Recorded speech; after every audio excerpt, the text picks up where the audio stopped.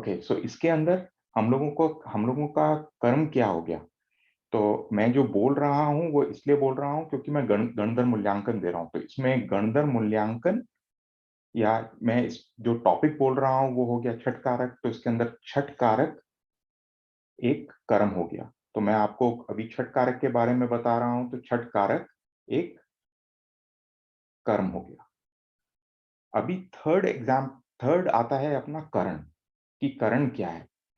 अभी क्रिया, वापस से हमको क्रिया के ऊपर जाना पड़ेगा कि क्रिया में जो भी साधक होता है, जो भी हम इस क्रिया को करने में साधक हो रहा है, जिसकी हमको हेल्प मिल रही है, वो करण हो गए। तो again going back to the example, मैं बोल रहा हूँ या मैं छठकारक, मैं आपको छठकारक के बारे में बता रहा हूँ या उसके ऊपर गणधर मूल्यांकन दे रहा हूँ, तो इसके अंदर किसकी हेल्प से दे रहा हूँ? तो right now for an example, बोलना बोलना हो रहा है मेरे होठों की वजह से, या मेरे वोकल कॉर्ड की वजह से, या मेरे नाक की वजह से।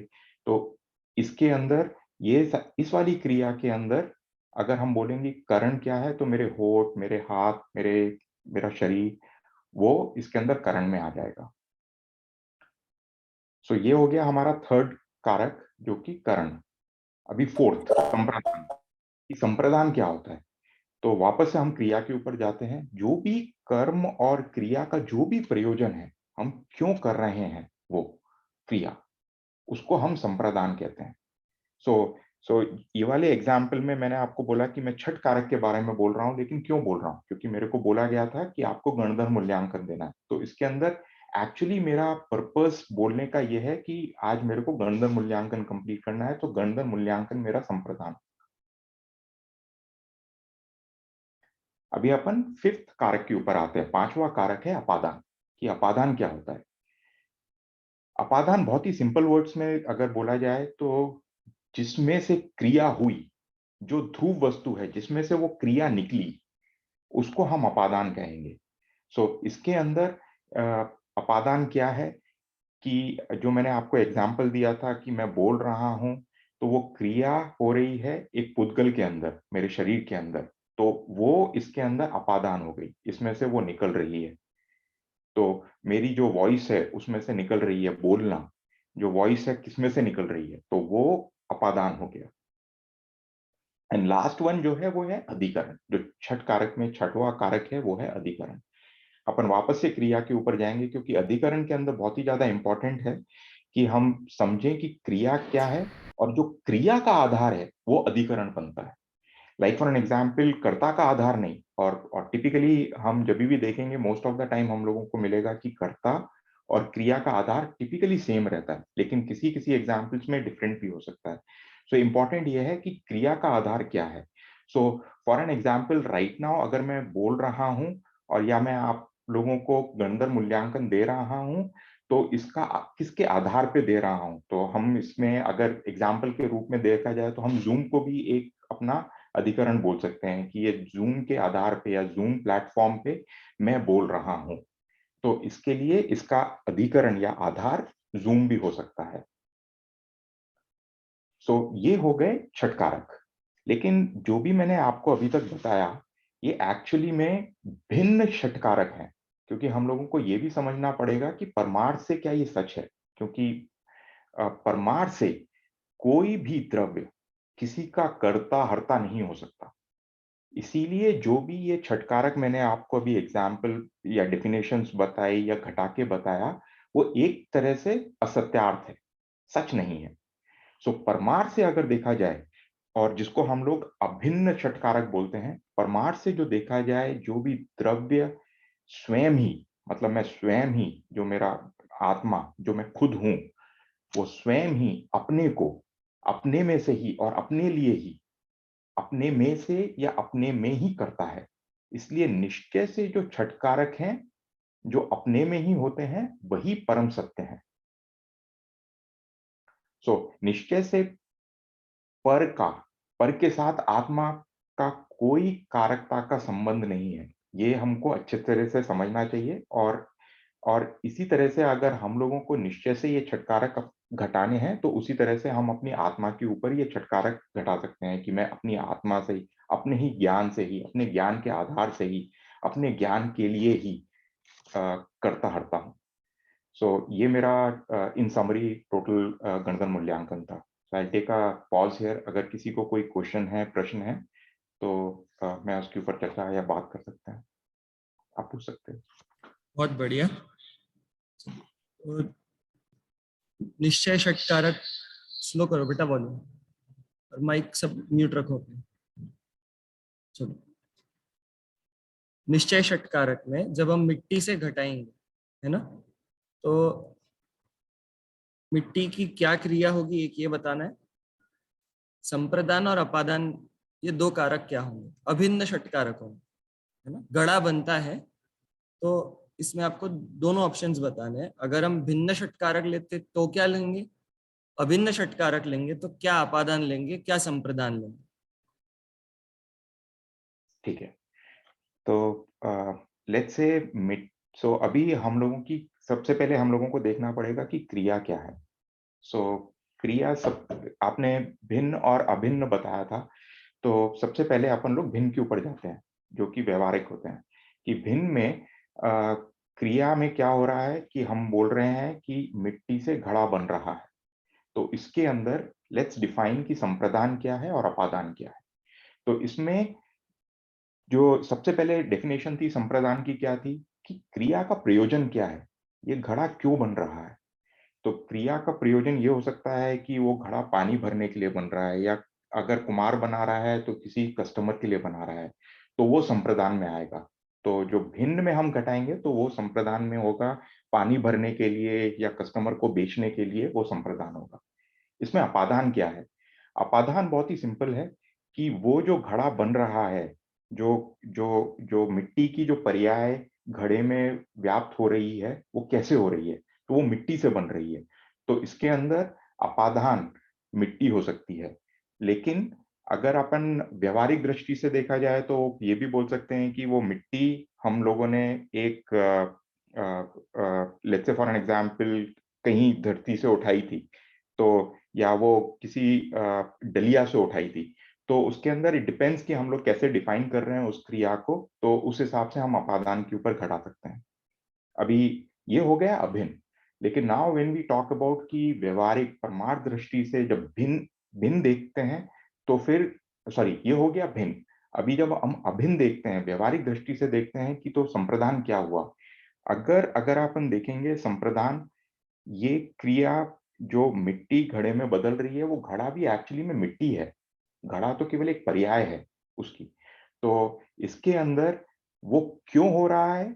क्योंकि मिट्टी को उस टाइम पे मतलब संप्रदान का जो डेफिनेशन है कि उसका प्रयोजन क्या है, उस पर्याय में आना था। तो वो मिट्टी ही उस इस वाली डेफिनेशन के अंदर मिट्टी ही संप्रदान है, मिट्टी अपने लिए ही उस पर्याय में जा रही। और इसमें अपादान भी यही है कि वो मिट्टी से घड़ा बन रहा है, वो ध्रुव वस्तु जो है वो मिट्टी ही है इसमें। इसीलिए इस निश्चय से परमार्थ की दृष्टि से देखा जाए तो मिट्टी ही इसमें अपादान कहलाएगी। बहुत बहुत बढ़िया आपने बताया।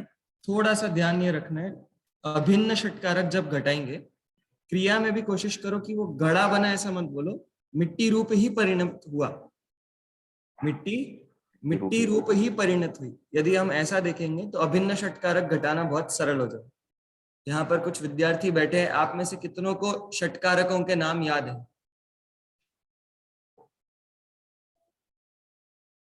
माइक उसमें मत कनेक्ट करना है ना। कुछ लोगों को याद है, तो कर्ता, कर्म, करण, संप्रदान, अपादान, अधिकरण, ये षटकारक होते हैं। भिन्न षटकारक भी होते हैं, अभिन्न षटकारक भी होते हैं। भिन्न षटकारक होते हैं तो कर्ता आदि 6 सब अलग अलग होते हैं। अभिन्न षटकारक होते हैं तो जीव ही कर्ता, जीव ही कर्म, जीव ही करण, जीव ही संप्रदान, जीव ही अपादान, जीव ही अधिकरण, ये घटित हो। आप लोगों को भले ही समझ में नहीं है, मैं चाहूंगा कुछ भी करके कोशिश करो, जो भी वाक्य बोला गया उसको सोचते रहो, ध्यान देने की कोशिश करो, यहाँ वहां एक दूसरे को मत दो, है ना। चलिए निशांत जी, बहुत बहुत धन्यवाद। आपको शायद अभी जाना है तो मैं अधिक प्रश्न नहीं करूंगा, एक लास्ट प्रश्न आपसे करूंगा। एक बार क्लास में मैंने अभिन्न षटकारकों में भी दो भेद बताए थे। अगर वो थोड़ा सा भी आप बता पाओ तो मुश्किल है, पर अभिन्न षटकारकों में भी दो प्रकार के भेद बताए थे। या सर, वो मेरे को याद नहीं है। आपने बताए थे वो मेरे को याद है, लेकिन ये याद नहीं है कि वो कौन कौन से थे। ठीक है, चलिए, बहुत बढ़िया। आगे कविता जी, आपका विषय। जय जिनेन्द्र सभी को। मेरा विषय है आज का 5 भाव। तो स्टार्ट करें सर। हाँ। आज मैं 5 भाव के बारे में बोलने वाली हूँ। जीव के 5 असाधारण भाव होते हैं और जो कि जीव द्रव्य में ही पाए जाते हैं, वो अन्य किसी द्रव्य में नहीं पाए जाते हैं। ये 5 भाव हैं: औपसमिक कक्षायकौ भावौ मिश्रस जीवस स्वतत्व मौदिक पारणामिकौ च। तो ये हैं भाव: औपसमिक, छायिक, छायोपसमिक, औदैक और पारिणामिक भाव। तो कर्मों के उपसम से जीव के जो भाव होते हैं वो औपसमिक भाव, कर्मों के क्षय से जीव के जो भाव होते हैं वो छायिक भाव, कर्मों के सॉरी ओके, कर्मों के क्षय उपसम से मतलब कि कुछ कर्म दब गए हैं और कुछ कर्मों का क्षय हो रहा है, तो वो क्षय उपसमिक भाव। और कर्मों के उदय से जो भाव होते हैं जीव के, वो औदैक भाव। और पारिणामिक भाव जो है वो जीव का सहज शुद्ध स्वाभाविक भाव है। तो इन 5 भावों में से जो पहले से लेके 4 भाव है वो कर्मोपाधिक सापेक्ष है, यानी कि उनको कर्मों की उपाधि लगी हुई है, इसलिए इनको कर्मों से जुड़े हुए हैं, इसलिए इनको कर्मोपाधिक सापेक्ष कहते हैं। और जो पारिणामिक भाव है वो कर्मोपाधिक निरपेक्ष है, क्योंकि उसका कर्मों से कोई संबंध नहीं है, इसलिए ये शुद्ध भाव है। और औपसमिक भाव वाले जीव सबसे कम होते हैं, इसलिए इसको सबसे पहले रखा गया है। और पारिणामिक भाव वाले जीव सबसे ज्यादा होते हैं, इसलिए इसको सबसे अंत में लिया गया है। ये 5 भाव घातीय कर्मों से ही जुड़े होते हैं। इन 5 भावों, पूरे भावों की इनकी टोटल 53 भेद है। इनमें से द्विन वाष्टा दशैक विंशति त्रिभेदा यथाक्रम। तो ये क्रम से 2, 9, 18, 21 और 3 है। इस प्रकार से ये क्रम से है। तो इसमें से सबसे पहला है औपसमिक भाव, जो 2 प्रकार का है। वो है औपसमिक सम्यक्त, औपसमिक चारित्र। उसके बाद दूसरा है छायक। छायक के 9 भेद होते हैं। वो है केवल ज्ञान, केवल दर्शन, छायक सम्यक्त, छायक चारित्र, छायक दान, छायक लाभ, छायक भोग, छायक उपभोग और छायक वीर। इस प्रकार से ये छायक के 9 भेद होते हैं। उसके बाद तीसरा है छायोपसमिक। छायोपसमिक भाव जो है उसके 18 भेद होते हैं। इनमें से 4 ज्ञान, मति ज्ञान, श्रुत ज्ञान, अवधि ज्ञान माने परे ज्ञान, 3 अज्ञान, कुमति, कुश्रुत, कुअवधि ज्ञान। उसके बाद 3 दर्शन, चक्षु दर्शन, अचक्षु दर्शन, अवधि दर्शन। और उसके बाद छायोपसमिक दान, छायोपसमिक लाभ, छायोपसमिक भोग, छायोपसमिक उपभोग और छायोपसमिक वीर। और उसके बाद छायोपसमिक सम्यक, छायोपसमिक चारित्र और संयम असंयम। इस प्रकार से छायोपसमिक भाव के 18 भेद होते हैं। उसके बाद नेक्स्ट औदैक भाव। औदैक भाव के 21 भेद होते हैं। उनमें से ज्ञानाज्ञान, दर्शना, संहिता, सिद्ध, लेश्या। उसमें से ज्ञान 4 ज्ञान, 3 अज्ञान, ज्ञानाज्ञान, दर्शन नहीं, उसके 21 भेद होते हैं। तो उसमें से 21 भेद होते हैं। गति, कसाय, लिंग, मिथ्या, दर्शना, ज्ञाना, संहिता, सिद्ध, लेश्या। उसमें से 4 गति, 4 कसाय, 3 वेद, गति, कसाय, लिंग, मिथ्या, दर्शना। तो मिथ्या दर्शन, अज्ञान और 6 प्रकार की लेश्याएं होती है: पीत, कापोत, पीत, कृष्ण, नील, कापोत, पीत, पद्म, शुक्ल। इस तरीके से ये 6 प्रकार की लेश्याएं होती है। और उसके बाद लास्ट है पारिणामिक भाव। पारिणामिक भाव के 3 भेद होते हैं। उसमें से जीवत्व, भव्यत्व और अभव्यत्व। इस प्रकार से ये 3 भेद पारिणामिक भाव के होते हैं। और इन पांचों भावों को जानना बहुत जरूरी होता है, क्योंकि ये आत्मा के ही भाव हैं। इसलिए अगर आत्मा को जानना है तो हमें इन पांचों भावों को जानना बहुत जरूरी है, इसलिए इन पांचों भावों को जानना चाहिए। चलिए, मिथ्यात्व दशा में कौन कौन से भाव संभव है? कोई एक मिथ्या दृष्टि जीव है, उनको 5 में से कौन कौन से भाव हो सकते हैं? उसमें से औपसमिक हो सकता है, छायोपसमिक हो सकता है, औदैहिक हो सकता है। पारिणामिक होगा कि नहीं होगा? पारिणामिक तो शुद्ध भाव है जीव का। तो सभी जीवों का हाँ नहीं वो होगा। जी होता है, पारिणामिक भी होता है, वो सभी जीवों में पाए। मिथ्या दृष्टि जीव को अधिक से अधिक कितने भाव हो पाए एक साथ? 4 भाव। एक बार फिर से सोच लीजिए, कैसे घटेगा वो भी सोच लीजिए। पारिणामिक आपने घटा दिया, औदैहिक भाव सही है, और कर्म की वजह से फिर औपशमिक कर्मों के उपशम से तो थोड़ा उसको समझाना, औपशमिक भाव मतलब क्या होता है, उसके भेद कौन कौन से हैं? औपसमिक के औपसमिक सम्यक तो औपसमिक चारित्र।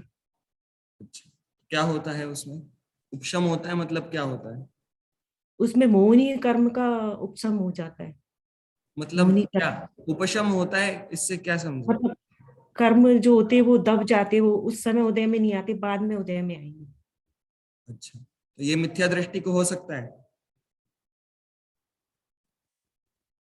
मिथ्या दृष्टि को कर्म दब जाते हैं? नहीं नहीं नहीं नहीं हो सकता, ये मिथ्या दृष्टि को तो 3 होंगे टोटल। क्यों नहीं हो सकता मिथ्या दृष्टि? क्योंकि उसके पास सम्यक दर्शन नहीं हुआ है मिथ्या दृष्टि को, ठीक इसलिए। है, तो औपशमिक सम्यक्त्व तो चौथे गुण स्थान में पॉसिबल है, 7वें जी दिन। जी। औपशमिक चारित्र कौन से गुण स्थान में होता है, ये आपको पता है? ध्यान है? औपसमिक जी बताया था नहीं बताया था? 6वें 7वें। चलो ठीक है, मैंने शायद नहीं बताया होगा। चलो, क्षयोपशम की क्या परिभाषा आप समझते हैं? क्षयोपशम क्या होता है? क्षय उपशम में मतलब कि कुछ कर्मों का क्षय हो रहा है और कुछ कर्मों का उपशम हो रहा है। मतलब कि कुछ कर्म जो है वो उदय में आ रहे हैं, और कुछ कर्म जो है वो दब गए हैं, जो कि बाद में उदय में आएंगे। वो कुछ क्षय उपशम। कर्म या और कुछ शब्द है? स से कोई शब्द याद आ रहा है? स्प से?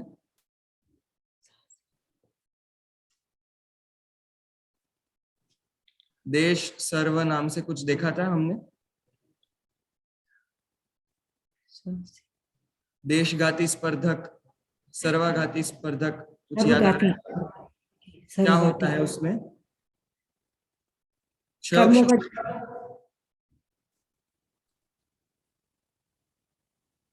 कुछ याद आ रहा है? अच्छा, देशघाती स्पर्धक और सर्वघाती स्पर्धक क्या होते हैं, कुछ उदाहरण देकर के बता पाओगे आप? देशघाती मतलब जो कि आंशिक रूप से जो घात करते हैं, वो जैसे? जैसे कि कोई ज्ञानावरणीय कर्म में विभाजन बता सकते हो आप? कौन से देशघाती कर्म है, कौन से सर्वघाती है?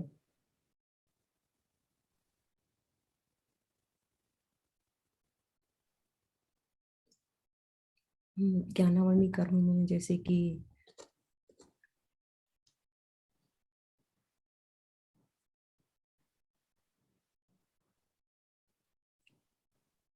अच्छा चलिए, कोई दिक्कत नहीं। हाँ, पंचभाव में जब सूत्र हमने पढ़ा था, औपशमिक क्षायिकौ भावौ मिश्रश्च जीवस जीवस्य स्वतत्वम् औदैहिक पारिणामिकौ च, उपचार। पांचों नाम एक साथ लिख देते हैं। हालांकि आपके कोर्स में ये विषय नहीं आया था, पर ये बात हमने छेड़ी थी कि पांचों नाम एक ही साथ लिख देते ना, औपशमिक क्षायिक क्षापशमिक औदैहिक पारिणामिक भावाः।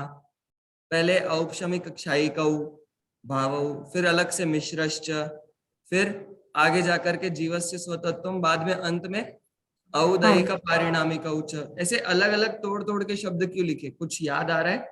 सुना था आपने? क्योंकि एनी हिंट?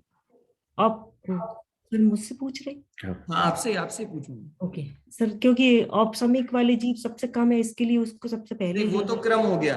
औपशमिक पहले लिया, क्षायिक बाद में लिया, फिर मिश्र। पर सूत्र को तोड़ करके लिखा, पहले 2 भाव, बाद में मिश्रश्च लिखा। अच्छा, क्लास में बाकी किसी को आता है, याद आ रहा है कोई कारण? यहां पर किसी को पता है कारण, सूत्र ऐसा क्यों लिखा?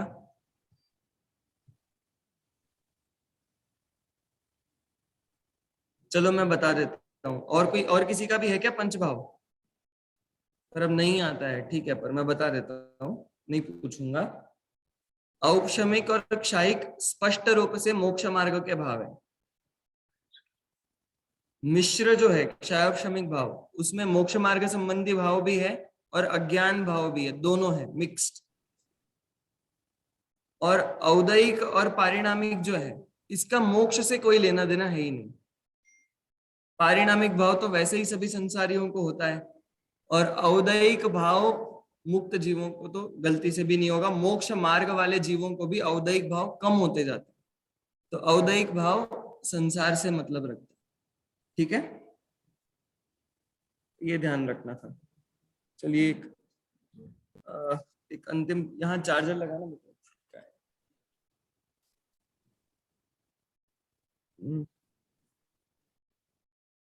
आप 21 में से 2 भाव भूल गई थी, खैर 21 में से 2 भूल गए। हाँ, संयम हाँ, पास। अच्छा हाँ, अच्छा, क्या पूछा जाए? अच्छा, औपशमिक सम्यक्त्व हम लोगों ने पढ़ा था, है ना? जी। तो औपशमिक सम्यक्त्व होते ही 3 टुकड़े हो जाते हैं। कौन कौन से? कौन से कर्म के टुकड़े होते हैं और कौन कौन से? मोहनीय कर्म के, दर्शन मोहनीय के। दर्शन मोहनी के, हाँ। और कौन कौन से टुकड़े हो जाते हैं वो? मिथ्यात्व, सम्यक मिथ्यात्व और सम्यक प्रकृति। सम्यक प्रकृति, बढ़िया। इनमें से किस कर्म का उदय होता है औपशमिक सम्यक दर्शन के काल में? औपशमिक सम्यक दर्शन के काल में हाँ, तो सम्यक प्रकृति। हाँ, नहीं, एक का भी नहीं होता है ना? सब दबे हुए हैं। सब दबे हुए हैं, इसलिए औपशमिक। ठीक है, बहुत बढ़िया। चलिए अभी राजीव जी बोलेंगे, राजीव जी के बाद अमिता जी, आपका नाम तैयार है? चलिए। सभी को जय जिनेन्द्र। मेरा आज का विषय षट कारक ही है। तो निशान ने काफी अच्छे से समझाया, मैं और एक बार कोशिश करता हूँ। तो षट कारक, षट मतलब 6 और फिर कारक क्या है? तो जो कार्य की उत्पत्ति में प्रयोजक हो, मतलब जो कार्य की उत्पत्ति में काम है, उसको कारक कहते हैं। या फिर इसको इस तरीके से समझ सकते हैं कि जो क्रिया व्यापार के प्रति कार्यकारी हो, उसको कारक कहते हैं। तो जैसे पहले भी हम सुन चुके हैं, कारक 6 प्रकार के होते हैं: कर्ता, कर्म, करण, संप्रदान, अपादान और अधिकरण। हम लोग इसकी पहले एक एक लाइन की परिभाषा जान लेते हैं, फिर उसको एक उदाहरण से समझाने की कोशिश करूंगा मैं। तो कर्ता, जो स्वतंत्र रूप से कार्य करता है वो कर्ता है। कर्ता जिसे प्राप्त करता है वो कर्म है। कार्य के होने में जो साधन है या जो साधक है वो करण है। कर्म का परिणाम जिसे दिया जाता है या जिसके लिए किया जाता है वो संप्रदान है। कर्म जिसमें से किया जाता है वो अपादान, और कर्म जिसके आधार पे किया जाता है वो अधिकरण। तो ये हमने जो परिभाषा है वो हम लोगों ने सुनी। अब ये परिभाषाओं को हम एक उदाहरण से समझने की कोशिश करते हैं, और मैं एक बहुत ही चिर परिचित उदाहरण जो कुम्हार घड़ा बनाता है वो उस पे मैं इसको घटाने की कोशिश करूंगा। घड़ा बनने का जो कार्य है उसमें कुम्हार जो है वो स्वतंत्र रूप से कार्य कर रहा है, इसलिए वो करता है। और इस कार्य का जो परिणाम है वो घड़ा है, इसलिए घड़ा कर्म है। दंड, चक्र आदि जो घड़ा बनाने में उपयोग किया, जो साधन लगे, वो करण है। और घड़ा जिसके लिए भी बनाया गया, जल भरने के लिए या किसी और को देने के लिए, तो वो हो गए संप्रदान। और मिट्टी के ढेर में से मिट्टी लेकर घर बनाया तो वो हो गया अपादान। और पृथ्वी के आधार पे घड़ा बनाया तो वो हो गया अधिकरण। तो ये जो हमने एग्जाम्पल और या जो उदाहरण देखा वो है व्यवहार कारक। तो बेसिक एक्चुअली जो कारक होते हैं वो दो प्रकार के होते हैं, निश्चय कारक और व्यवहार कारक। तो अभी अभी जो मैंने उदाहरण दिया वो व्यवहार कारक, क्योंकि इसमें निमित्त से कार्य होता हुआ दिख रहा है। इसमें हमें ऐसा लग रहा है कि एक से ज्यादा द्रव्य जो है वो कार्य में सहायक हो रहे हैं या उनके कारक लगे हुए हैं, इसलिए कार्य हो रहा है। तो इसलिए इसको व्यवहार कारक कहते हैं। तो फिर निश्चय कारक क्या है? तो हमने पढ़ा था कि एक द्रव्य दूसरे द्रव्य का कुछ नहीं कर सकता, एक द्रव्य में दूसरे द्रव्य का सर्वथा अभाव होता है। हमने ये भी पढ़ा था निमित्त उपादान में कि द्रव्य में जो भी कार्य होते हैं वो उपादानगत उसकी अपनी योग्यता से ही होते हैं, निमित्त से नहीं होते हैं। तो जो व्यवहार कारक है वो हम लोग वो असत्यार्थ है, और वो सिर्फ हम उपचारित रूप से उपचार से कहते हैं। तो निश्चय कारक है, तो निश्चय कारक में द्रव्य में जो भी कार्य होते हैं उसके उपादान कारक से होते हैं। मतलब जो भी 6 कारक हैं वो द्रव्य में ही समाहित हैं, उसमें अन्य द्रव्य के जो कारक हैं उनका कुछ प्रयोजन नहीं होता है। तो अब ये जो निश्चय कारक है इसको भी हम घड़ा बनाने वाले दृष्टांत से समझने की कोशिश करेंगे। जैसे कि पहले बताया था कि वो जो व्यवहार कारक है वो भिन्न कारक है, निश्चय कारक जो है वो अभिन्न कारक है। तो मिट्टी स्वयं ही मिट्टी से घड़ा रूप परिणमित हुई, तो इसलिए मिट्टी ही यहाँ पर करता है। और घड़ा कर्म है, और वो भी मिट्टी से भिन्न नहीं है, मिट्टी का ही पर्याय है, इसलिए मिट्टी ही कर्म है। और मिट्टी में ही घड़ा बनने की योग्यता है, और मिट्टी खुद ही घड़ा रूप परिणमित हुई, इसलिए मिट्टी ही करण है। और मिट्टी में से ही मिट्टी ने अपने को घड़ा रूप परिणमित किया, इसलिए मिट्टी ही अपादान है। सॉरी संप्रदान में मिट्टी ने ही खुद को अपना घड़ा रूप दिया, इसलिए वो संप्रदान है। और मिट्टी में से ही मिट्टी घड़ा रूप परिणमित हुई, इसलिए मिट्टी अपादान है। और मिट्टी में जो घड़ा बनाया वो मिट्टी के आधार से ही बनाया, इसलिए मिट्टी ही अधिकरण है। तो इससे हमें क्या समझ में आता है कि सभी द्रव्य के जो षट कारक हैं वो उनमें ही होते हैं, किसी अन्य द्रव्य के कारकों का की अपेक्षा नहीं रखते हैं। इसको जानने से हमें द्रव्य की स्वतंत्रता भी समझ में आती है कि सभी द्रव्य स्वतंत्र रूप से अपने षट कारकों से परिणमित होते हैं। इससे हमें भेद विज्ञान भी समझ में आता है। हम समझते हैं कि शरीर जो है वो पुद्गल रूप स्वयं परिणमित कर रहा है, आत्मा अपने ही षटकारों से अपने परिणमित हो रही है। इनके बीच में कोई भी कारकता का संबंध नहीं है। एक लाइन ये भी है समझने के लिए कि आत्मा को आत्मा से, आत्मा के लिए, आत्मा में से, आत्मा में ही जानता है। और इसको यदि द्रव्य से समझने की कोशिश करेंगे तो द्रव्य स्वयं ही अपने को अपने से, अपने लिए, अपने में से, अपने में करता है। तो ये मेरा षटकारक का ऊपर एक 3 मिनट का छोटा सा समझाने की कोशिश किया। आशा है समझ में आया होगा। श्रोता है और तथापि हफ्ते में एक दिन क्लास सुनते हैं, तथापि आपने इतना कवर किया, अत्यंत हर्ष का विषय है। तो भी प्रश्न थोड़े मैं तो ढंग से ही पूछूंगा। नहीं नहीं बिल्कुल।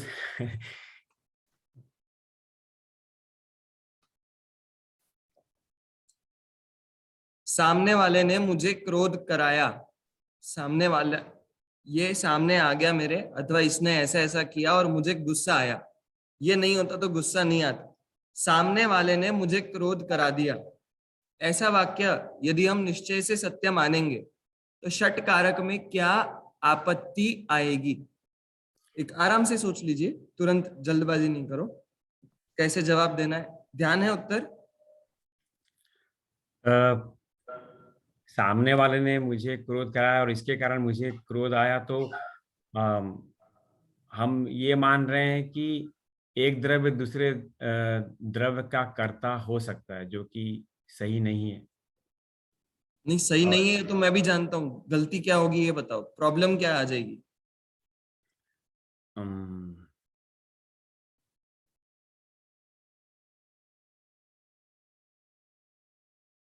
तो फिर सर मतलब हम ये मानते हैं कि सर हर द्रव्य में कार्य उसकी योग्यता के अनुसार ही होता है, तो वो बात गलत हो जाएगी कुछ फिर। कुछ दो क्रियाएं या दो कर्ता, ऐसा कुछ याद आ रहा है? हाँ, एक द्रव्य एक समय में एक ही कार्य करता है। दो आराम से। सो दो द्रव्यों के बीच में फिर हम कर्ता कर्म का संबंध सही मान लेंगे इसमें। नहीं, अगर मानेंगे तो क्या दिक्कत? और किसी को याद आ रहा है आप में से? आप लोगों ने तो नहीं पढ़ा अभी। अ, एक समय में एक द्रव्य एक ही कार्य करता है, दो नहीं करता। हाँ, तो मान लो उसने एक ही तो काम किया, आपको गुस्सा दिलाने का। अ,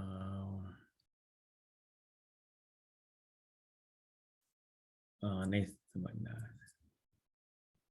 चलो, हम ये कल्पना कर लेते हैं कि मान लो उसने आपको गुस्सा कराया, जी ठीक है? तो इसका मतलब वो एक ही समय में अपने द्रव्य का परिणमन भी कर रहा था और जी आपके द्रव्य का परिणमन भी कर रहा था। करा रहा दो द्रव्य है मान लो अलग अलग, ये द्रव्य अपना तो परिणमन कर ही रहा है, है। जी आपका परिणमन भी करा रहा है। इसका मतलब आपका द्रव्य ऐसा है जिसको कोई और चला सकता है। जी खुद क्या कर रहा था? खुद अगर कुछ भी नहीं कर रहा था तो ये द्रव्य नहीं रह सकता, जी क्योंकि और कुछ ना कुछ प्रतिसंधान कर रहा था, तो इसकी एक समय में दो पर्याय होगी। एक तो उसने गुस्सा दिलाया वो, और एक और एक्स्ट्रा। तो इस द्रव्य की हमें दो क्रियाएं माननी पड़ेगी, जी और इस द्रव्य में जो क्रिया हुई उसके दो कर्ता मानने पड़ेंगे। दो अलग अलग लोगों ने किया, जी ऐसे दो कर्ता मानने पड़ेंगे। ऐसे कल्पना करते चले गए तो आधे द्रव्यों का परिणमन ही बंद हो जाएगा, है ना? चलिए, अधिक विस्तार नहीं करूंगा, बाकी शेष चर्चा हमने कर रखी है, जी तो हम देख सकते। एक दो प्रश्न और, एक लास्ट प्रश्न और पूछ रहा हूं। जी ज्ञान के साथ षटकारक, दो वाक्य मतलब एकदम शॉर्ट में जैसे बोल सकते, दो तीन वाक्यों में। जीव अ, जानता है, ये क्रिया हुई, तो इसमें षटकारक कैसे घटेंगे? सो सर ज्ञान ज्ञान को ज्ञान से ज्ञान के लिए ही हाँ, ज्ञान थोड़ा में सा से थोड़ा सा एक्सप्लेन करते हुए। अच्छा तो सर हाँ, ज्ञान अपने ज्ञान जो है स्वयं ज्ञान को ही जान रहा है और ज्ञान से ही जान रहा है और ज्ञान के लिए ही जान रहा है। ज्ञान के लिए ऐसा नहीं हुआ। अ, अच्छा हम्म, और ज्ञान में से ही ज्ञान जान रहा है हम्म, और ज्ञान के आधार पे ही ज्ञान जान रहा हाँ, ज्ञान के आधार पर मतलब? है। ज्ञान का आधार भी ज्ञान ही है। मतलब ज्ञान ज्ञान ज्ञान से ही जान रहा है। चलो, अधिकरण में ये है कि जो जानना क्रिया हुई, मान लो मैं किसी भी पदार्थ को जान रहा हूं, मैंने अभी एक बालक को जाना, जी जो ज्ञान हुआ वो ज्ञान क्रिया कहाँ हुई? ज्ञान गुण में हुई कि अन्य किसी गुण में हुई? ज्ञान गुण में तो ज्ञान क्रिया जो हो रही है उसका ज्ञान आधार ज्ञानी है। ज्ञान जी अब वो जो ज्ञान पर्याय आई, वो ज्ञान में से ही आई, ज्ञान गुण में से ही है, अन्य किसी गुण में से आई? नहीं है तो अधिक अपादान भी वही है। आधार जी जानने के बाद मुझे बालक संबंधी ज्ञान हो गया, मैंने जाना और मुझे ज्ञप्ति हुई, तो जो फल हुआ कर्म ज्ञान और क्रिया के द्वारा, मैंने बालक को जानने के द्वारा जो फल प्राप्त हुआ, ज्ञप्ति, वो भी ज्ञान रूप है। तो वो प्रयोजन भी, संप्रदान भी ज्ञान, साधन कर्म आप बता चुके। बढ़िया। चलिए, अमिता जी अभी बोल रही हैं, और इसके बाद जिग्नेश भैया। जय जय जय जिनेन्द्र। जय जिनेन्द्र देवती जी। आज मेरा ग्रंथ चतुर्थ गुण स्थान के ऊपर है। मोह और योग के निमित्त से, सर मेरी आवाज ठीक आ रही है? आ रही है। मोह और योग के निमित्त से श्रद्धा चारित्र के तारतम्य गुणों के स्थान को गुण स्थान कहते हैं। गुण स्थान 14 होते हैं। पहला गुण स्थान मिथ्यात्व। मिथ्यात्व का अर्थ है विपरीत श्रद्धान।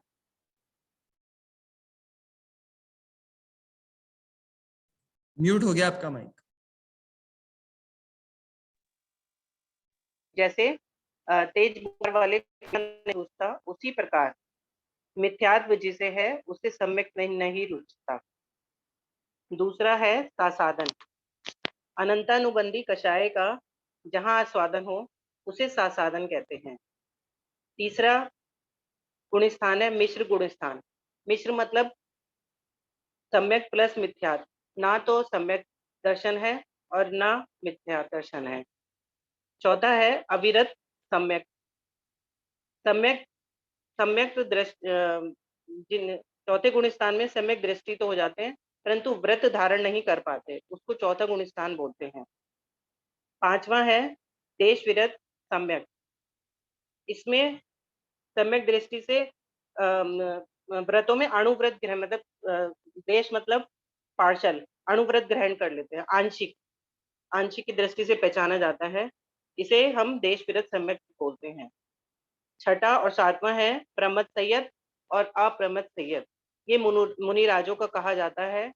वो महाव्रती होते हैं, संयमी होते हैं और सकल संयमी होते हैं। लेकिन 6 और 7 में जीव जो है वो झूलता ही रहता है। इसके बाद 8वां 9वां 10वां और 11वां 12वां। 8वां है अपूर्वकरण, 9वां है अनिवृत्तिकरण, 10वां है सूक्ष्म सांप्राय, 11वां है उपशांत कषाय और 12वां है क्षीण कषाय। 8वां 9वां 10वां 11वां 12वां ये श्रेणी चढ़ने के गुण स्थान होते हैं। श्रेणी 2 प्रकार की होती है, एक उपशम श्रेणी और एक छपक श्रेणी। उपशम श्रेणी में 8वें 9वें 10वें में ये कर्मों को दबाता है, नष्ट नहीं करता। निर्मलता आ जाती है परंतु वो नष्ट नहीं होती, उसे उपशम श्रेणी कहते हैं। इसमें जो है वो 11वें से नीचे आ जाता है। शपक श्रेणी कर्मों को नष्ट करता है, वो गिरता नहीं है। इसके रास्ते में 11वां गुण स्थान नहीं आता, वो 10वें से सीधा 12वें में चला जाता है। नियम से उसे केवल ज्ञान की प्राप्ति होती ही होती है, वो 11वें गुण स्थान में पहुंच जाता है। 13वां गुण स्थान है संयोग केवली और 4वां गुण स्थान है अयोग केवली। जब तक अरिहंत दशा नहीं है सब जीव छद्मस कहलाते हैं और 13वें 14वें के बाद सिद्धों को गुण गुण स्थानातीत कहते हैं। धन्यवाद। चलिए, सिद्ध कौन से गुण स्थान में होते हैं, 13वें गुण स्थान में या 14वें में? सर 13वें 14वें में अरहंत हो। तो क्या भेद है 13वें और 14वें गुण स्थान में?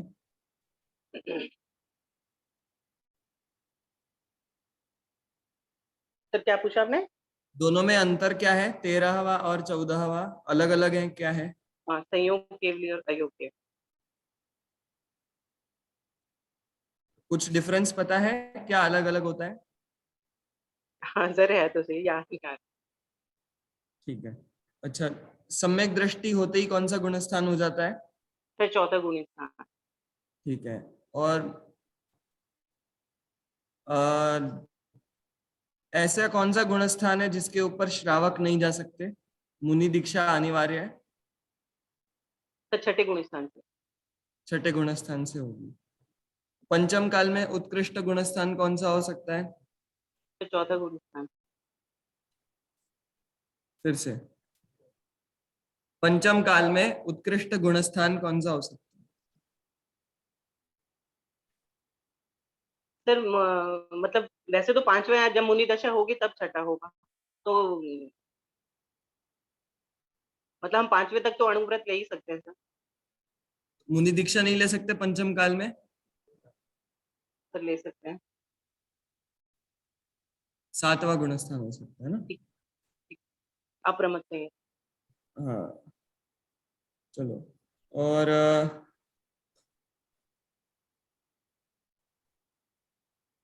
ये जो गुणस्थान है, ये कौन से जीव के कौन से 2 गुणों से लेना देना रखते हैं? जीव में बहुत सारे गुण हैं, जी परंतु ये गुण स्थानों का जो लेना देना है, संबंध है, वो कोई दो विशेष गुणों से है।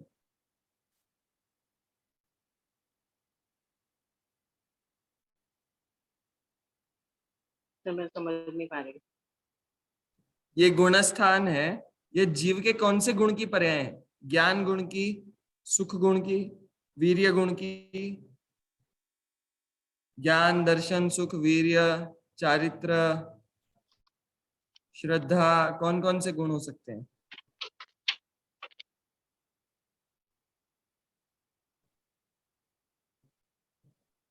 तो नहीं पता मैं। चलो श्रद्धा और चारित्र गुण से लेना, ठीक है? श्रद्धा गुण से जो फर्क डिफरेंस आता है वो चौथे गुण स्थान तक आता है, उसके आगे चारित्र गुण 12वें गुण स्थान तक, है ना? ठीक है। चलिए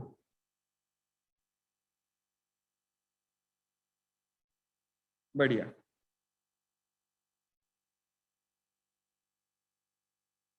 ठीक है, इसके बाद किसको? जिग्नेश भैया को कहा था, इसके बाद स्नेहलता जी।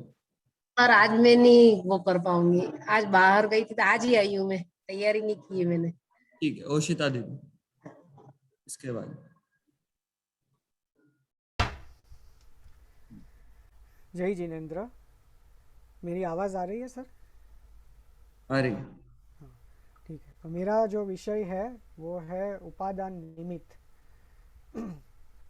तो प्रत्येक कार्य, प्रत्येक पदार्थ वो परिणमनशील है, उसका परिणमन सदैव चलता रहता है। तो उस परिणमन को हम पर्याय या कार्य कहते हैं। और जब भी कोई कार्य होता है तो उसके पीछे कुछ कारण भी होता है। ईयरफोन्स जो हटा कार्य, सकते हो क्या? हाँ अब एक बार बोलते देखिए। हाँ, तो जो कार्य की जो उत्पादक सामग्री होती है या जिसके जब भी कोई कार्य होता है तो जिसकी सत्ता अनिवार्य रूप से होती है वो उसका कारण होता है। तो अपनी जिनवाणी में जहाँ पर भी कार्य और कारण की बात आती है तो कुछ विषय उसमें आते हैं, जैसे कि षट कारक, उपादान निमित्त, क्रमबद्ध, पर्याय आदि। तो उसमें से आज मैं उपादान निमित्त के बारे में संक्षेप में कुछ बताने की कोशिश करूँगा। कार्य होने में मुख्य रूप से दो कारण होते हैं, एक उपादान कारण और दूसरा निमित्त कारण। जो द्रव्य या गुण स्वयं कार्य रूप परिणमित होता है उसे हम उपादान कहते हैं। और जो उस कार्य में कारण तो है लेकिन वो स्वयं कार्य रूप परिणमित नहीं होता, लेकिन उस पे उस कार्य के अनुकूल होने से उस पे आरोप आता है कि वही वो कार्य का कारण है, उससे हम निमित्त कहेंगे। जैसे अब उदाहरण के तौर पे अगर समझते हैं तो आटे में से रोटी बनी, तो जो रोटी बनने का कार्य हुआ उसमें आटा उपादान है क्योंकि आटा स्वयं रोटी रूप परिणमित हुआ। और बाकी जो अन्य उसमें कारण है जैसे कि वो रसोई बनाने वाला फिर आदि कारण है, वो सब निमित्त कहे जाएंगे। अब यहाँ पे दो पारिभाषिक शब्द आते हैं, उपादेय और नैमित्तिक। तो जो कार्य है उसी को हम उपादेय या नैमित्तिक कहेंगे। जब उस कार्य को हम उपादान के परिप्रेक्ष्य में कहेंगे तो हम उसे उपादेय कहेंगे, और जब उसे निमित्त के परिप्रेक्ष्य में कहेंगे तो हम उसे नैमित्तिक कहेंगे। तो जो हमने उदाहरण लिया था तो उसमें जो रोटी बनने का कार्य है तो वो जब हम आटे की अपेक्षा से कहेंगे तो वो उपादेय कहेंगे उसे। और जब हम उसे रसोइये के अपेक्षा से कहेंगे तो उसे हम नैमित्तिक निमित्त कहेंगे, सॉरी नैमित्तिक कहेंगे। रोटी बनने के कार्य को नैमित्तिक कहेंगे। अब एक प्रश्न ये उठता है कि उपादान तो हमेशा रहता है और मान लो निमित्त भी है तो उस हिसाब से कार्य हमेशा होते रहना चाहिए। जैसे घर में आटा भी है और बाकी सब निमित्त भी है तो आटा हमेशा रोटी रूप परिणमित होते रहना चाहिए, लेकिन ऐसा होता नहीं है। तो इसका स्पष्टीकरण के लिए हमें उपादान के भेद समझने पड़ेंगे। तो उपादान के मुख्य रूप से दो भेद होते हैं, एक है त्रिकाली उपादान और दूसरा है क्षणिक उपादान। तो जो द्रव्य या गुण की जो योग्यता है एक कुछ रूप से परिणमित होने की, तो वो उसका त्रिकाली उपादान है जो सदैव उसमें रहता है। और दूसरा जो क्षणिक उपादान है उसके दो भेद है, पहला है अनंतर पूर्व क्षणवर्ती पर्याय और दूसरा है उसकी तत्समय की योग्यता। सो अनंतर पूर्व क्षणवर्ती पर्याय का मतलब क्या है कि जो पर्यायों का प्रवाह क्रम है, जो नियमित से एक पर्याय के बाद दूसरी पर्याय जो एक क्रम से चलती आती है, तो उसमें जो पर्याय में कार्य होता है उसकी जस्ट इमीडिएट पिछली पर्याय अनंतर मीन्स अंतर के रहित, अनंतर पूर्व मतलब उसकी पिछली पर्याय, वो उसका अनंतर पूर्व क्षणवर्ती पर्याय रूप उपादान कारण है। और जो जिस पर्याय में कार्य होता है, जिस समय में कार्य होता है, तो उस समय की जो उस द्रव्य की योग्यता, परिणमित होने की जो योग्यता है, जिसे हम तत्समय की योग्यता कहते हैं, वो दूसरा क्षणिक उपादान कारण है। तो हम ये देखेंगे कि जो क्षणिक उपादान कारण है वही सबसे समर्थ कारण है, क्योंकि जब तक उस द्रव्य की या उस पदार्थ की उस समय उस हिसाब से परिणमित होने की योग्यता नहीं आएगी, तब तक वो कार्य नहीं होगा। तो क्षणिक उपादान कारण से ही कार्य उस समय पे संभवित होता है, तो उस वही समर्थ कारण है। अब निमित्त है, निमित्त के भी दो प्रकार है, एक प्रेरक निमित्त और एक उदासीन निमित्त। तो प्रेरक निमित्त में हमारे जीव और पुद्गल द्रव्य आते हैं, क्योंकि इनमें क्रियावती शक्ति है और इनमें स्वयं अपने हिसाब से परिणमन करने की योग्यता है। और जो उदासीन निमित्त में जो बाकी चार द्रव्य है, धर्म, अधर्म, आकाश और काल, वो आते हैं। लेकिन जब भी कोई कार्य होता है तो निमित्त चाहे प्रेरक हो या उदासीन हो, वो अल्टीमेटली उदासीन ही है, क्योंकि उनका कार्य में कोई कर्तृत्व नहीं है, उनकी सिर्फ उपस्थिति मात्र रहती है। और इसमें एक बात ध्यान रखने योग्य ये है कि यहाँ पर हम निमित्त का निषेध नहीं करते, निमित्त का जो कर्तृत्व का भाव है उसका निषेध किया जाता है। निमित्त तो कोई भी कार्य में उसकी उपस्थिति होती है, लेकिन उसके कर्तृत्व का निषेध है, क्योंकि कार्य की योग्यता उसके उपादान में है। और ये निमित्त उपादान समझने से हमें फायदा ये होता है कि हमें वस्तु स्थिति की सही समझ आती है।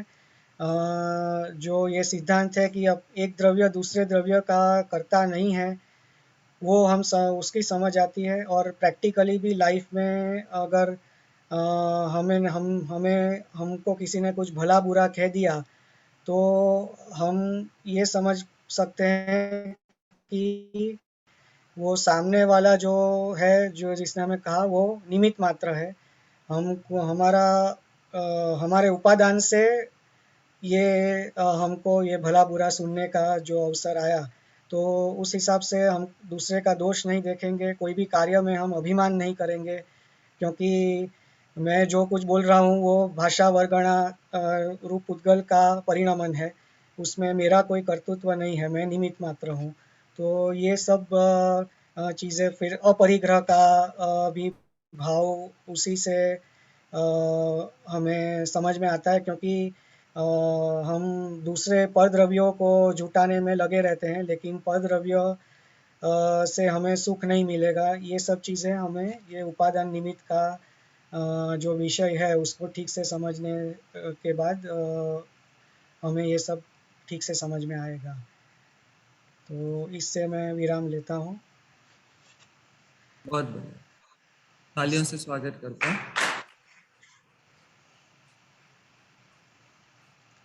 चलिए, एक दो प्रश्न आपको पूछ रहा हूँ। जब कार्य होता है तब 3 उपादान बताए, 2 निमित्त बताए, उसमें भी अंतरंग बहिरंग निमित्त भी होते हैं, उदासीन प्रेरक होते हैं।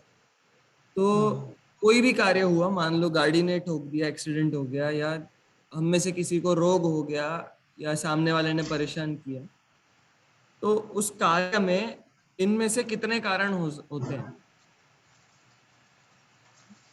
उस कार्य में त्रिकाली उपादान है वो तो हमेशा रहता ही है। फिर उसके अलावा क्षणिक उपादान है तो वो भी हमेशा रहेगा, क्योंकि वो पूर्व क्षणवर्ती पर्यायी अनंतर पूर्व क्षणवर्ती पर्याय और उसके बाद ये जो कार्य वाली पर्याय आई तो वो अनंतर पूर्व क्षणवर्ती पर्याय भी कार्य कारण हुआ, और जो तत्समय की योग्यता वो भी रहेगी। लेकिन ये निमित्त नहीं रहेंगे, मतलब सॉरी, हाँ, प्रेरक और उदासीन दोनों निमित्त भी रहेंगे, मतलब सारे ही कारण रहेंगे उस समय। सारे के सारे कारण रहेंगे। हाँ हाँ हाँ इसमें एक विशेष बात हम लोगों ने जब चर्चा की थी, जब हमने निमित्त उपादान पे लिया था, तब एक बात हमने हाँ ध्यान दी हाँ कि जैसे रोग हुआ, उपादान में कौन रहेगा? हाँ हाँ। कौन सा द्रव्य उपादान हो? उपादान में कौन सा द्रव्य उपादान शरीर, होगा? मतलब पुद्गल पुद्गल पुद्गल द्रव्य। शरीर, हाँ, क्योंकि शरीर को रोग हुआ है। हाँ, मान लो शरीर, राग हाँ द्वेष हुए, तो कौन होगा उपादान हाँ में? हाँ। राग द्वेष हुए तो आत्मा, जीव। ठीक है, तो उपादान भी वही रहने वाला है, उसकी तत्समय की योग्यता भी वही की वही, वही द्रव्य चेंज नहीं होने वाला है। ऑप्शन हाँ हाँ हाँ निमित्त तो बदल जाते हैं, हाँ हाँ हाँ। और कारण की एक परिभाषा मैंने बताई थी, होने पर होना, हाँ, नहीं होने पर नहीं होना। कुछ याद आ रहा है? कारण की परिभाषा आपने जो बताई थी कि जब भी कोई कार्य होगा तो जिसकी सत्ता होने पर ही वो कार्य होगा वो कारण है, लेकिन वो कारण होने से वो कार्य होगा ही ऐसा जरूरी नहीं है। बहुत बढ़िया। अब जब हम निमित्त कारणों के ऊपर ये बात अप्लाई करते हैं, ये जो वाक्य था वो उपादान के लिए हाँ 100% सही है। निमित्त कारणों के लिए जब ऐड हाँ करते हैं तो कुछ और ऐड करवाया था, ध्यान आ रहा है कुछ? जैसे गाड़ी से एक्सीडेंट हुआ, ठीक है, हाँ हाँ तो जब एक्सीडेंट हाँ हुआ हाँ तब निमित्त तो थी। हाँ हाँ हाँ जब हम निमित्त को हटा देते हैं, गाड़ी को हटा देते हैं, तो क्या मरेगा नहीं क्या वो जीव?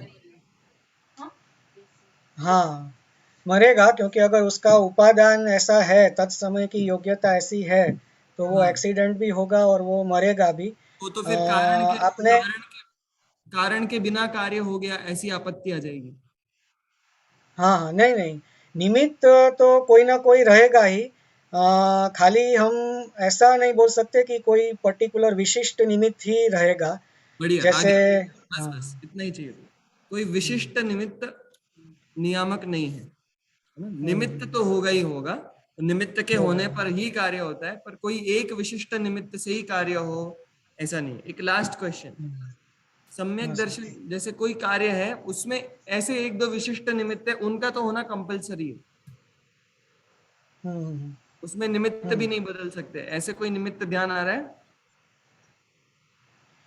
मतलब सम्यक दर्शन के लिए आप बोल रहे हैं या इन जनरल? कोई भी कार्य हो, सम्यक दर्शन भी एक कार्य है, हाँ हाँ ऐसा कोई निमित्त ध्यान आ रहा है जिसको हम हाँ बदल हाँ हाँ, नहीं सकते? वो आप लोग जा सकते। हाँ हाँ, बढ़िया। जिसको मतलब हम बदल नहीं सकते, वो मतलब अंतरंग निमित्त कहा जाएगा, मतलब वो अंतरंग निमित्त है।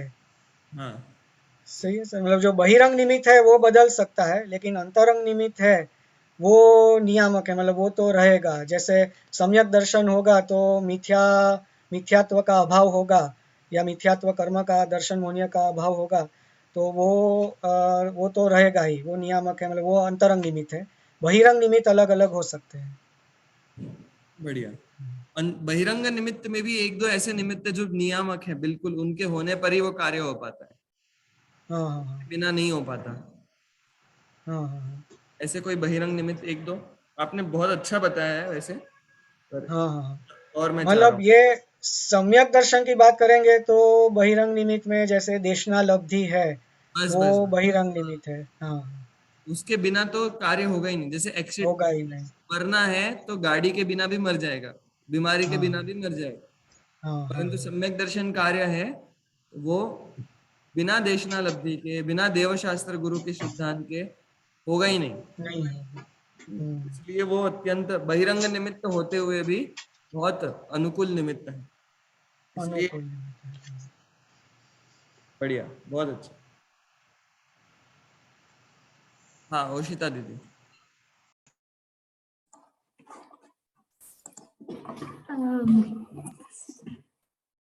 सभी को जय जिनेन्द्र।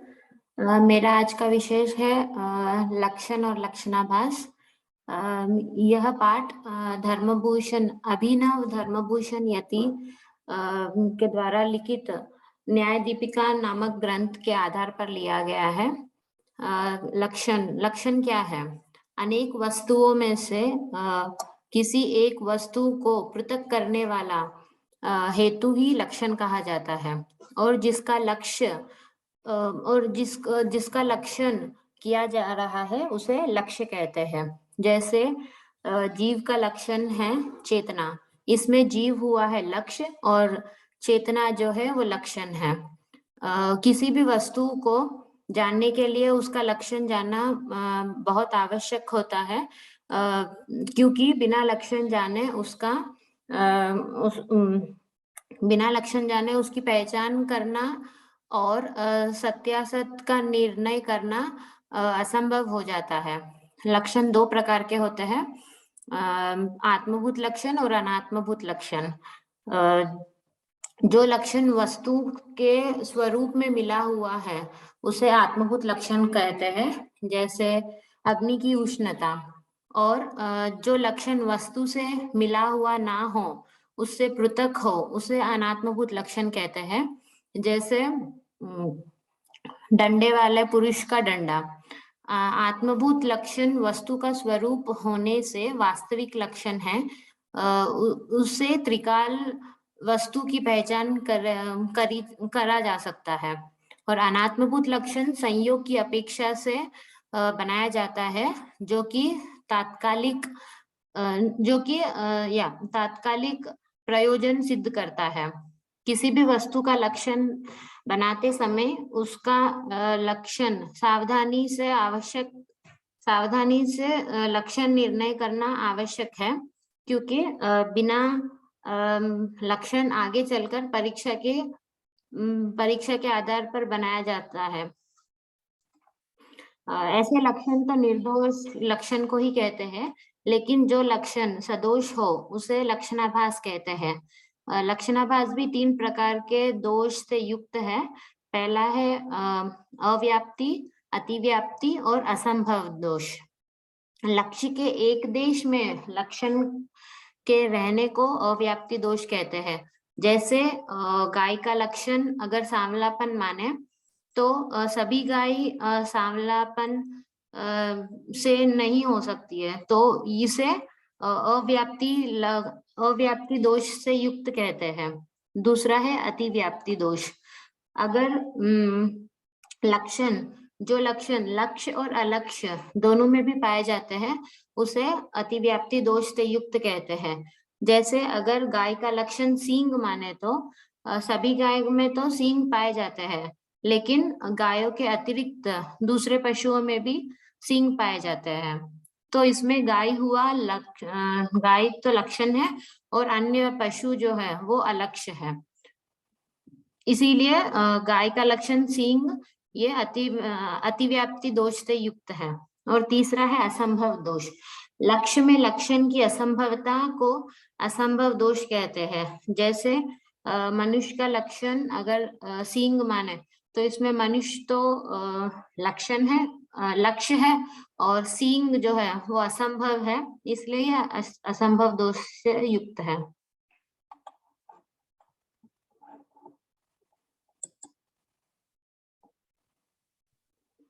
हो गया है? बढ़िया, बहुत सुंदर। चलिए अब देखो, जब भी बात लक्षण और लक्षणाभास की आती है तब मेन बात होती है पदार्थों को समझना। पदार्थों को समझने के लिए हम उनके लक्षण बनाए। यदि उनके लक्षण हम गलत समझ जाते हैं तो वो पदार्थ का जो ज्ञान है वो भी हमें गलत होने लग जाता है। ठीक है, इसलिए अत्यंत आवश्यक विषय है। संस्कृत में हमने इसकी परिभाषा देखी थी, यदि आपको याद है क्या? अनेक वस्तु, लक्षण की परिभाषा। अनेक वस्तुओं में से कोई एक वस्तु पृथक। वो संस्कृत में याद आ रही है कुछ? परस्पर वस्तु, परस्पर व्यतिकरे सति। हाँ, अच्छा, व्यतिकीर्ण, व्यतिकीर्ण वस्तु व्यावृत्ति हेतु लक्षण, और परस्पर व्यतिकरे सति येन अन्यतम लक्ष्यते तल्लक्षणम। हाँ। चलो बढ़िया, कोई दिक्कत नहीं है। अच्छा, अब जीव का लक्षण यदि हम केवल ज्ञान बना दें कि जिसमें केवल ज्ञान होता है वो जीव है, तो कौन सा दोष आएगा, या सही है या गलत है? जीव का लक्षण अगर केवल ज्ञान बनाए तो उसमें अव्याप्ति दोष आएंगे, क्योंकि जीव का लक्षण तो चेतना है। अगर सिर्फ केवल ज्ञानी को मानेंगे तो फिर बाकी अन्य जीव उसमें आएंगे नहीं, तो अव्याप्ति दोष से युक्त है। अच्छा अच्छा, यदि जीव का लक्षण ये बनाएंगे कि मैं अनादि अनंत हूँ, अगुरु लघु हूँ, मैं ही ज्ञान हूँ, मैं ही ज्ञेय हूँ, तो ज्ञेय मतलब मुझ में प्रमेयत्व है, अगुरु लघुत्व है, मैं अनादि अनंत हूँ, अस्तित्व है, इत्यादि गुणों को यदि जीव का लक्षण बनाएंगे तो क्या दिक्कत आएगी? तो उसमें तो बाकी सब द्रव्य भी समाहित हो जाएंगे ना, वो भी हमेशा के लिए है। तो कौन सा दोष आ जाएगा? अतिव्याप्ति। बढ़िया। अच्छा, तो मान लो कि मैंने जीव का लक्ष्य बना, जीव को समझाने के लिए बता दिया, अरे देखो यहाँ पानी है ना, यहाँ पर पेड़ है ना, तो यहाँ पर जीव है। तो पेड़ है, पानी है, तो यहाँ पर जीव होने चाहिए। तो ये वाक्य सही है, गलत है, या कैसा लक्षण है कि क्या है? हमने शास्त्र पढ़े, हम जान रहे हैं, जैसे ये देखो पेड़ है तो एक इंद्रिय जीव है, यहाँ पर पानी है तो भी एक इंद्रिय जीव है यहाँ पे। तुमने लक्षण देखा, तो फिर इनको लक्षण बनाना, इनमें से लक्षण कौन, लक्ष्य तो जीव है, लक्षण कौन बने और सही बने कि गलत बने? पेड़ और पानी में वो भी एक इंद्रिय जीव है, ये बात तो सही है। नहीं, तो पेड़ तो स्वयं तो पुद्गल को आकृति है, हाँ, जो हम बाहर से देख रहे हैं। हाँ, तो लक्ष्य कौन है, लक्षण कौन है? लक्ष्य तो जीव है और लक्षण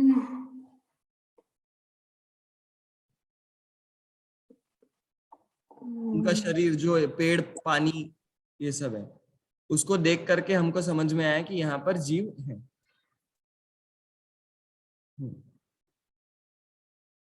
तो यदि इसको लक्षण बनाएंगे तो कोई दिक्कत आएगी नहीं आएगी? तो अतिव्याप्ति दोष आ जाएगा ना उसमें भी। कैसे? जैसे आपने बताया अपने बालक को कि देखो ये पेड़ है ना, तो ये जीव है। ठीक है, पेड़ है तो ये एक इंद्रिय जीव है, तो ये इत्यादि एक इंद्रिय जीव होते हैं, पेड़, पृथ्वी। तो आपने पहचान कराई, एक इंद्रिय जीवों की पहचान कराई, तो एक इंद्रिय जीव लक्ष्य हो गया, और उसका लक्षण बता दिया, पृथ्वी जल अग्नि वायु वनस्पति। तो एक इंद्रिय जीव का लक्षण ही हुआ ना। हाँ, तो सही बन गया। हाँ, यदि जीव सामान्य का लक्षण बनाएंगे तो अव्याप्ति दोष से कहलाएगा, क्योंकि उसमें 2 इंद्रिय 3 इंद्रिय के जीव, वो बाकी सब अन्य जीव नहीं आ रहे हैं। हाँ, अन्य जीव नहीं आ रहे हैं। ठीक है, बढ़िया।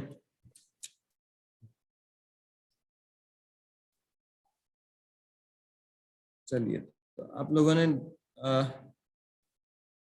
तत्व ज्ञान तक के विषय को अभी अच्छे से पढ़ा है। कुछ लोग रह गए हैं बताने के लिए, तो चाहूंगा कि आप लोग जल्दी से जल्दी सैटरडे या संडे जब भी पॉसिबल हो आप लोग अन्य विषयों को प्रस्तुत करें। और बाकी मैं अत्यंत प्रसन्न हूँ सभी से, सभी ने अच्छी तैयारी करी है। पर जो तैयार विषय है, ये कहीं ऐसा तो नहीं सिर्फ बोलने दिया था तो यही विषय इतना तैयार हुआ है। तो ऐसे ही अन्य विषय भी हमको तैयार हो, जितने विषय अभी तक आए थे, तो मैं समझता हूँ कि बहुत बढ़िया हो जाएगा, बहुत अच्छा। तो जितनों ने भी तैयारी करी अभी तक, बहुत अच्छा लगा। क्षयोक्षम हो सकता है, हीनादिक हो, सबका होता है हीनादिक। आयु के अनुकूल हो, कषायों के अनुकूल हो, समझ कितना आ रहा है, भाषा ये वो, गिनती कम हो ज्यादा हो, वो कोई दिक्कत नहीं है। और आप लोगों ने रुचि पूर्वक वास्तव में विषय को ग्रहण किया है, इस तदर्थ मेरी संतुष्टि है। तो बहुत बढ़िया है ना। चलिए अंतिम मंगल पढ़ लेते हैं। निज निधि निज में बताई, यह अनंत उपकार है। उसके लिए जिन वाणी माँ को वंदना शत बार है, वंदना शत बार है। नमो अरहंताणम, नमो सिद्धाणम, नमो आयर्याणम, नमो वज्रायणम, नमो लोय सबस, नमो अरहंताणम, नमो सिद्धाणम, नमो आयर्याणम, नमो वज्रायणम, नमो लोय सबस, नमो अरहंताणम, नमो सिद्धाणम, नमो आयर्याणम, नमो वज्रायणम, नमो लोय सबस। जवल द्वादशांगमयी जिनवाणी माता की। चलिए, जय जिनेन्द्र। जय जय।